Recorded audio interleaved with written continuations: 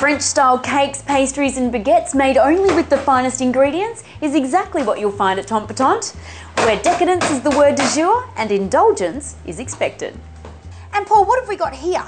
Here we've got a walnut and raisin sourdough that I'm just scaling off, which is from a large piece. This dough was made earlier on today, so it's been sitting for about 3 or 4 hours, and by scaling it off now, what we're going to do is give it what we call a bench proof, which just allows us enough time to sort of mould it into a shape, into what we call a boule, which is a French word for boule, for bowl. Yes. Then we're going to pop it into a proving basket. Which makes it grow. Yeah, it makes it grow, develop, and you'll find that what happens is the levain, which is the starter, which is in the sourdough, basically starts to grow, and you get what we call a gluten network, and you find you get a very light bread. But having said that, a true sourdough, which this one is quite a heavy sort of bread when it's baked, and that's where we try to do that point of difference. What we're making here is an authentic sourdough, whereas a lot of bakeries make sourdough and it's not really sourdough. It's got commercial yeast and other things added to it, whereas this is just basically risen by the natural levain which is in the dough, which we make ourselves, and we feed it each day basically. Got it. Okay, what we've got here is a selection of different petit gâteaux, which are small, and some larger cakes.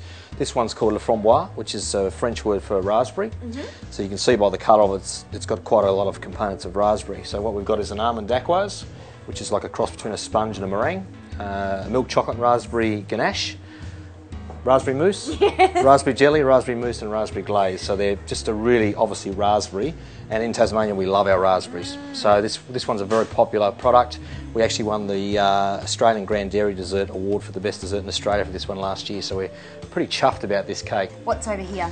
This one's an almond dacquoise again, with a blood orange mousse and a caramel cream.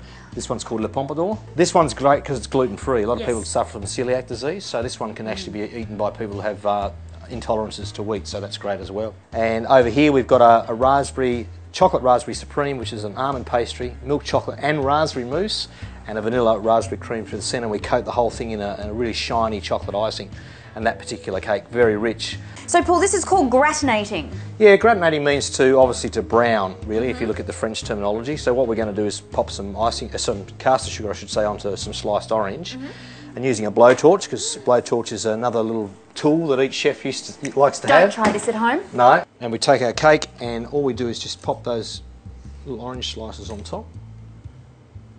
Okay. And we've got a little bit of candied orange peel here. This is the peel that we've taken off the orange. Okay. And we cook this down. I'm using my fingers here, but you can see how beautiful it is. Yes. This is the peel that's been cut into really fine julienne, and we cook this down with sugar syrup and Grand Marnier, which is an orange liqueur, and that just, it's what we call confit zest. So we cook it really, really slowly, and that's just beautiful on top of the cake, and you can use this as a garnish as well. The good thing about it is it's gluten-free as well. There's no flour in it, so it's awesome to eat. Nice with some King Island double cream. Fantastic. Yeah. Well, Paul, I have to take this little treasure here and see if the proof really is in the pudding. Okay. It's won awards, and I think I'll let you know my opinion. Thank you.